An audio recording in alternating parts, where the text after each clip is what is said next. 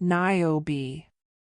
Tio the boy Amphion, dwelling among the shepherds with his brother Zethus, through the crafty cruelty of their stepmother Dirce, came the gracious Hermes with a lyre like that which he gave to Phoebus, his brother, to console him when banished from Olympus, and so well did Amphion study the art which the god taught him, that he drew from the lyre sounds so sweet and so stirring that the rugged tempers of the country folk were softened in a longing after a higher life than that they had hitherto known was awakened in them, so that, little by little, he taught them to look to the common good of all as the first object of desire, to work together for mutual help and comfort, instead of seeking each man only his own profit, and because he showed them how to build out of trees and stones, houses, temples, and strong defensive walls, men have said that at his singing trees and stones followed him.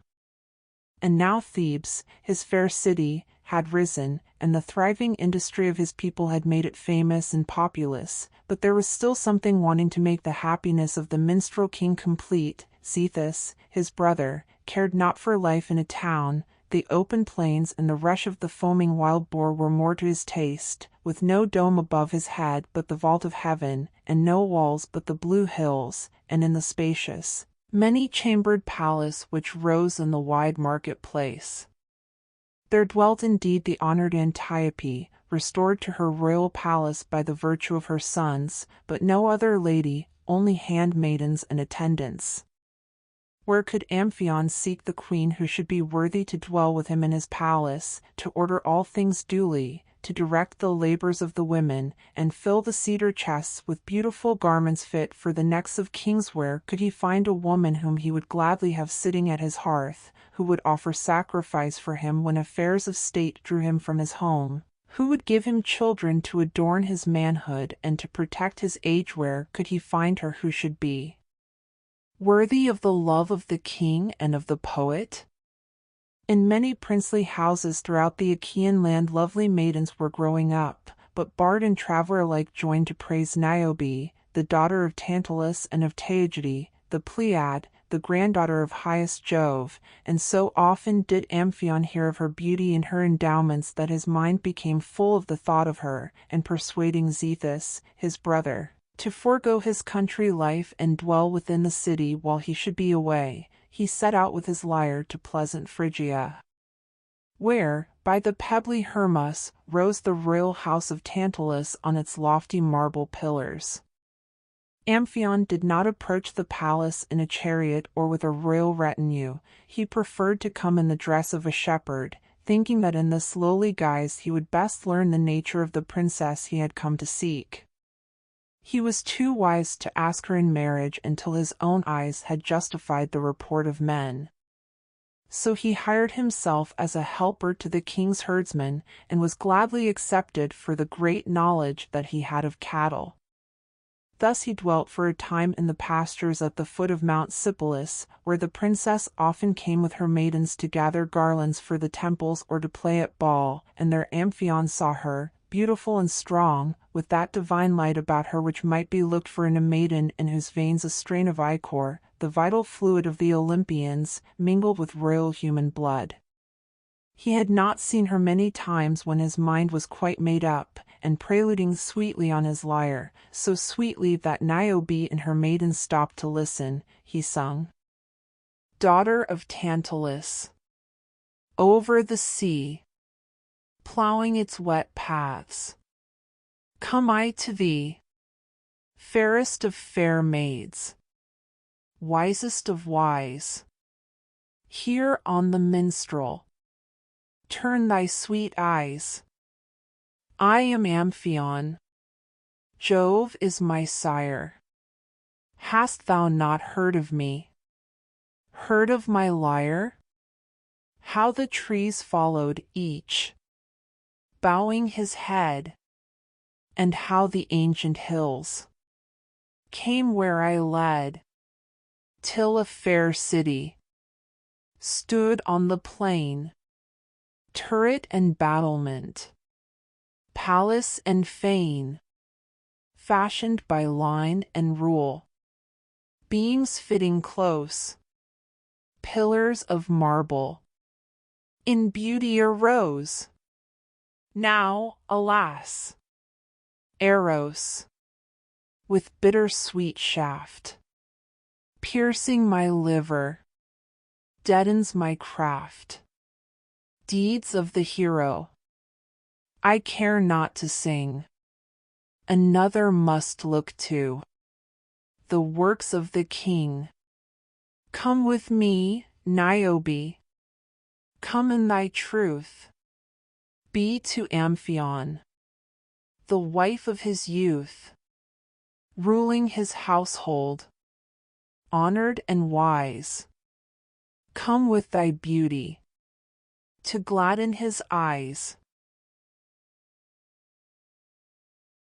Now, when Tantalus, the king, knew that it was Amphion of Thebes, of whom all men talked, that was dwelling in the lowly guise of a shepherd in his pastures, and that it was for love of Niobe that he had left his royal state, he was mightily pleased, and, a hero himself, he delighted to behold the man who, though he could tame the passions of men and lead nature herself at his will, yet had not shrunk from avenging terribly on the treacherous Dirce the wrongs of the unhappy Antiope, his mother. And he gladly welcomed him, and made no secret of his great joy at ending in him a son-in-law. So Amphion went home again that he might come and fetch his bride in state, which he shortly did, sailing over the blue Aegean in a swift galley with shining sails, Zethus, the strong hunter, his brother, and many gallant kinsmen bearing him company, and never on summer seas sailed a more jocund crew than that which rowed back the swan-like galley to Aulis, when Niobe the queen sat with her women in the stern, while Amphion's lyre held the Tritons and the sea-nymphs, and the very monsters of the deep, in rapt delight. Happily sped the years, the fair Boeotian land was like a thriving garden. Cornlands and pastures lay in rich beauty about the queenly city, and Amphion and Niobe exulted in their fair domain, in their people. But, above all, in the sons and daughters who were the crowning glory of their lives. So strong and handsome the sons, so fair and skillful the daughters. Who has not heard of them? So many that the mother in her pride boasted that she could count by their names the months of the year. Alas! Alas! That some timely sorrow had chastened her pride, and brought to her remembrance in time the vanity of all things human. In vain the wise daughter of Tiresias, Manto the prophetess, uttered her warnings, forebodings of evil darkened her soul with shadows of coming woe. Day by day she urged upon the queen to offer timely sacrifice to Latona, the great Titaness, who, having endured untold woe in her wanderings before the birth of the twin deities Phoebus Apollo and Artemis, was now with them exalted to the highest place of honor and of glory among the Olympians.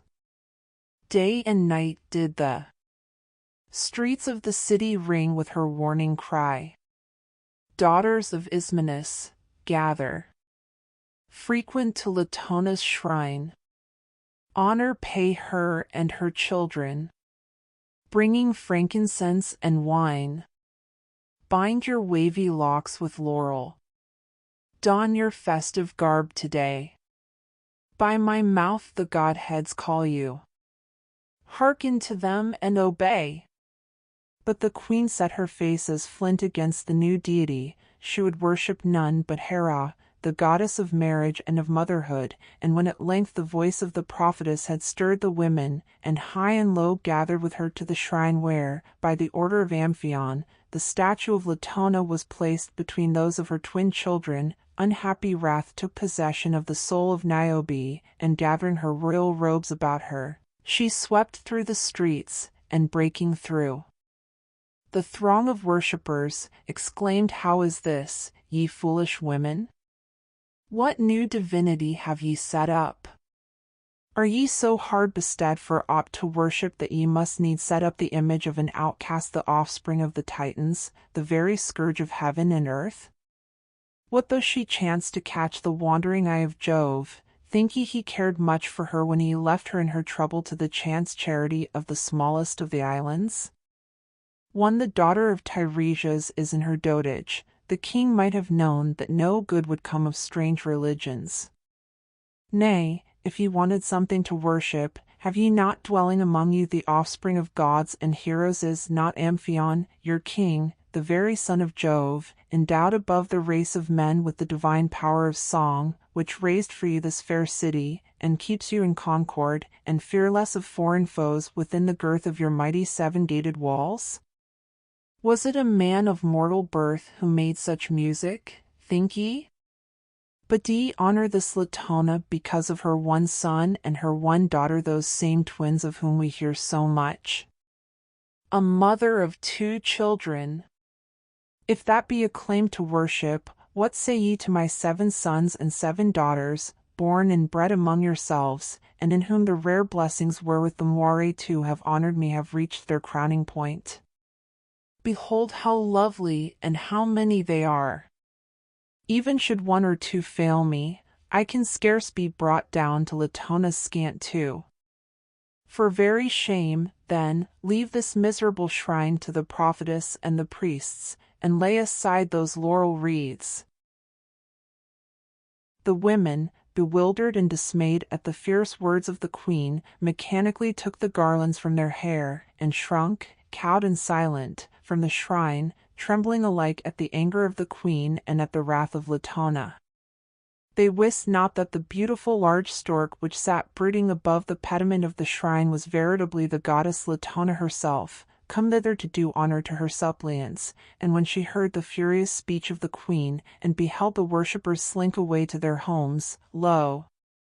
The bird rose, and stretching out her long neck to its utmost length, flapped her great wings, and flew with a sharp, whizzing sound away towards the blue Aegean and the shining Cyclades. The day was waning, and a fresh breeze brought dreamy music from the reedy banks of the Aesopus, and sweet refreshment to men and beasts, when the sons of Amphion came forth from the palace, many a noble youth bearing them company, to exercise themselves in the broad plain that lay between the city and the river. Bright and glossy were their curls, bound with a golden circlet or with bright fillets of wool. The light of youth was in their eyes, lips and cheeks glowed with health, and the limbs that the light robes of Tyrian purple left to view were round and supple, right royal youths, from Ismenias, whose brow already bore the stamp of thought, to Ilioneus, who was scarcely yet past childhood. Ismenias and Sipylus came driving their chariots, and had engaged in a friendly contest of skill and swiftness, when now in mid-career Ismenias smote his hand upon his side and fell lifeless from his chariot. A sound as of a twanging bowstring rang through the air, and Sipylus, his brother, even as he pulled in his horses in dismay, lay stretched beside him on the plain. A cry of horror and dismay, which rose from all who were observing the princes and who saw them fall, startled Phaedimus and Tantalus, the next in age, who were wrestling breast to breast and knee to knee. They looked round in amazement, and even as they looked, before they could unlock their embrace, they fell together on the plain, smitten by one shaft. Alphenor, their brother, beholding this piteous sight, hurried to render them assistance, but even as he stooped to raise the beloved heads, the sharp death overtook him, and he lay himself motionless beside those whom he was striving to succor. Of Niobe's boasted 7 sons there now remained but Damasichthon and Ilioneus, the 2 youngest, the youngest and best beloved of their mother. Must these also perish to atone for the pride of the unhappy queen? Will the virtue and the piety of Amphion, a minstrel like thyself, O Phoebus, avail nothing? The Delian god paused, the arrow still upon the string, and turned the eyes to which all things are visible to the palace where Niobe, surrounded by her daughters, was just hearing the tidings of the death of her elder sons. Oh! Why was not her heart humbled? Why did she not cry for mercy to the offended godheads? 2 sons are yet unharmed, and the fatal arrow is still in the hand of the far darter. With 2 sons and all her daughters, Niobe might still have cause for thanksgiving, if not for pride. But alas! The queen was wrathful, not humble, and received the tidings with defiant disbelief. The rising pity fled from the heart of Phoebus, wrath and indignation nerved his hand, the fatal arrow whizzed through the air, and the sons of Niobe were no more. When the terrible tidings of the swift destruction of his sons came to Amphion, his spirit swooned within him. "Wilt thou not come and behold them?" cried the messenger. "The arrow is invisible, indeed, but the wound can easily be seen inside, or breast, or heart. Wilt thou not look once more upon the faces of thy sons?" "Do what is right," cried the poet king, his white head bowed upon his hands. "I also in my youth wrought a stern deed of vengeance for my mother, but not so stern as this, nay, not so stern as this. I cannot look upon the faces of the young men." Then he arose and went out of the palace to a grove of myrtle and poplar, where he had often gathered his sons about him to hearken to the tales of heroes and kings, and in that deep shade the thought of his sorrow came so darkly over him that he lost all courage, and, opening the fountains of his life, sought again the boys, who had been the crown and joy of his manhood, in the Elysian fields where those whose life on earth has been darkened by undeserved misery spend sunless but happy ages in groves of changeless beauty. Niobe, meanwhile, her haughty soul wrung by repeated woes, had stripped off her royal robes, and with long hair disheveled, tearless eyes, and pallid cheeks, stood with her mourning daughters beside the funeral piles of sire and sons. In that evil hour the very greatness of her sorrow seemed to feed her pride. Husband and sons, and such a husband, and such sons, the cruel Titanus had slain them all. What grief could equal her grief? And as she kissed each cold brow and gazed her last on the beautiful, still faces, the daughter of Tantalus hardened her heart and did not recognize her sin. Artemis, the daughter of Latona, had stood beside her brother while he drew his deadly shafts. She stood beside him now, watching the kindling piles, and, above all, the angry scowl of the bereaved queen. "Impious daughter of an impious sire," she exclaimed in wrathful indignation, "hath not thy sin yet come home to thee?" And swift as thought, she drew her silver bow from its case, strung it, and arrow after arrow sped from the string with a sharp twang that rung from heaven to earth, appalling the nations, until of the 7 sisters there remained but one, and she the youngest. The queen in terror clasped her to her breast, striving to cover her with garments, arms, and body, and lifting her eyes to heaven, she groaned, "Spare, ye irresistible, spare this the last, the least." Not in vain was this late prayer. Artemis heard and spared, and of the 14 strong and beautiful children in whom their mother had exulted, there remained to her this little one, but the sights and sounds of those cruel days fright the blood forever from her cheeks, and she who had been ruddy as the rose and gay as the lark at morning, grew into a sad, wan woman, whom men called Chloris, and whose thoughts were ever with the dead. Of the crushed and broken-hearted Niobe what tongue can tell? The fountains of her tears once unsealed in the supreme agony in which she wrestled for the life of Chloris refused to be closed again. Speechless and motionless she sat among the dead, weeping endless floods of tears, speaking nothing, hearing nothing. For 3 days the people of Thebes were silent and motionless, struck to stone, as it were, by their calamity, but on the 4th day they gathered heart to go to the queen, to bear away the dead from her sight and to hide them in the earth. But neither the weeping and shouting of the people, nor the removal of the dead from about her, nor the clinging caresses of her little daughter, drew word or sign from Niobe.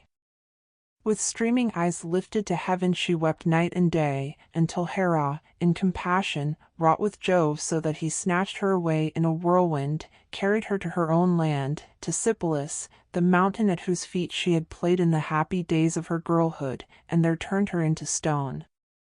There, even to this day, the traveler can discern in the gray stone on the mountain side the figure of a woman weeping in eternal despair.